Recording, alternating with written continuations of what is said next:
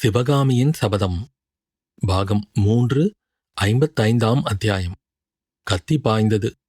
மாமல்லர் முதலியோர் சென்ற பக்கத்தை சிவகாமி ஒரு கணம் வெறித்து நோக்கினாள். மறுகணம் படீரென்று பூமியில் குப்புற விழுந்தாள். அவளுடைய தேகத்தை யாரோ கட்புலனாகாத ஒரு மாய அரக்கன் முறுக்கிப் பிழிவது போல் இருந்தது.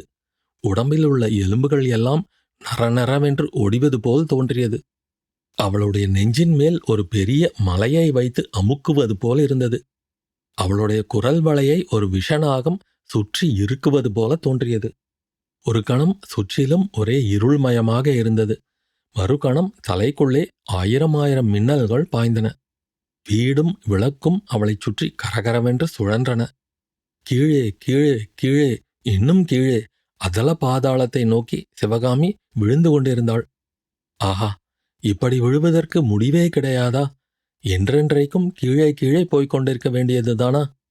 சிவகாமி, சிவகாமி என்று எங்கேயோ இருந்து யாரோ அழைத்தார்கள். அது மாமல்லன் குரல் அல்ல நிச்சயம். முகத்தின் அருகே நாகப்பாம்பு சீறுவது போல் சத்தம் கேட்டது. உஷ்ணமான மூச்சு முகத்தின் மீது விழுந்தது. சிவகாமி கண்களை திறந்தாள். ஐயோ, படம் எடுத்தாடும் சர்ப்பத்தின் முகம்.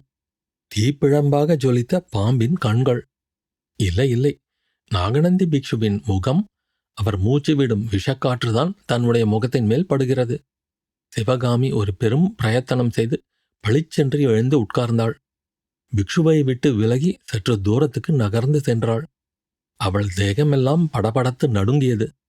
நாகநந்தி அவளை கருணையுடன் பார்த்து, பெண்ணே, உனக்கு என்ன நேர்ந்தது? என்ன ஆபத்து விளைந்தது? ஏன் அவ்வாறு தரையிலே உணர்வற்று கிடந்தாய்? பாவம், தன்னந்தனியாக இந்த பெரிய வீட்டில் வசிப்பது சிரமமான காரியந்தான். உன்னுடைய தாதி பெண்ணை காணோமே, எங்கே போய்விட்டாள் என்று கேட்ட வண்ணம் சுற்றுமுற்றும் பார்த்தார்.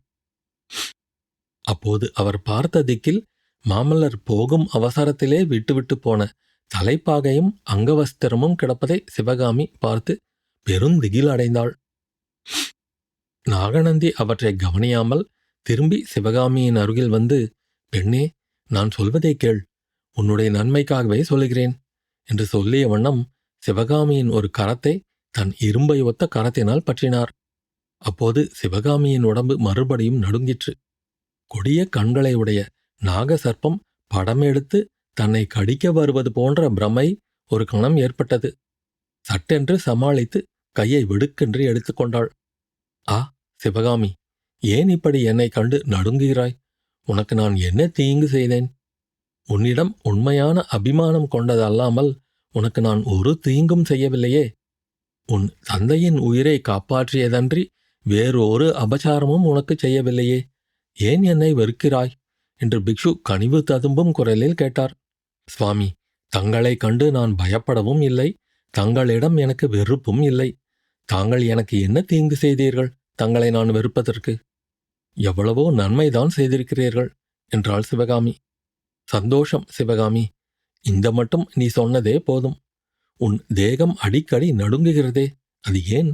உடம்பு ஏதேனும் அசௌக்கியமா என்று வினவினார். ஆமடிகளே, உடம்பு சுகமில்லை என்றாள் சிவகாமி. அடரா, அப்படியா? நாளை காலையில் நல்ல வைத்தியனை அனுப்புகிறேன். ஆனால் இப்படி உடம்பு அசௌக்கியமாயிருக்கும்போது உன்னை விட்டுவிட்டு உன் தாதிப்பெண் எங்கே போனாள்? எங்கேயாவது மூலையில் படுத்து தூங்குகிறாளா என்ன என்று அங்குமிங்கும் சுற்றி பார்த்தார் பிக்ஷு. சற்று தூரத்தில் தூணுக்கு பின்னால் கிடந்த தலைப்பாகையும் அங்கவஸ்திரமும் இப்போது அவருடைய கண்களை கவர்ந்தன. ஆ, இது என்ன? இங்கே யாரோ வந்திருக்கிறார்கள் போலிருக்கிறதே என்று அருகில் சென்று உற்று பார்த்தார். திரும்பி சிவகாமியை நோக்கி, சபாஷ் சிவகாமி, அதற்குள்ளே இங்கே உனக்கு காதலர்கள் ஏற்பட்டு விட்டார்களா? உள்ளூர் மனிதர்கள்தானா அல்லது வெளியூர்காரர்களா என்று பரிகாச செருப்புடன் கேட்டார். சிவகாமி மௌனமாய் நின்றதை பார்த்துவிட்டு, நல்லது, நீ மறுமொழி சொல்ல மாட்டாய், நானே போய் கண்டுபிடிக்கிறேன் என்று சொல்லிவிட்டு வாசலை நோக்கி சென்றார்.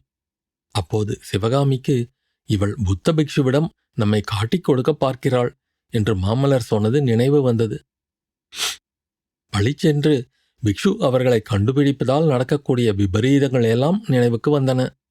சிவகாமி துடிதுடித்து அங்குமிங்கும் பார்த்தாள். இளவரசரின் அங்கவஸ்திரத்துக்கு அடியில் ஏதோ பளபளவென்று ஒரு பொருள். சிவகாமியின் கண்களில் விசித்திரமான ஒளி தோன்றியது. பாய்ந்து சென்று அந்த பொருளை எடுத்தாள். அவள் எதிர்பார்த்தது போல் அது ஒரு கத்திதான். சிவகாமி அடுத்த கணம் அந்த கத்தியை புத்த பிக்ஷுவின் முதுகை நோக்கி எறிந்தாள். பிக்ஷு வீலென்று சப்தமிட்டு கொண்டு விழுந்தார். முதுகில் கத்தி பாய்ந்த இடத்திலிருந்து இரத்தம் கசிந்தது. சிவகாமியை பிக்ஷு திரும்பி பார்த்து இரக்கம் ததும்பிய குரலில், பெண்ணே, என்ன காரியம் செய்தாய்? உன்னை உன் காதலன் மாமல்லனிடம் சேர்ப்பித்து விடலாமென்று எண்ணியளவா அவசரமாக கிளம்பினேன் என்றார். அத்தியாயம் முடிவு.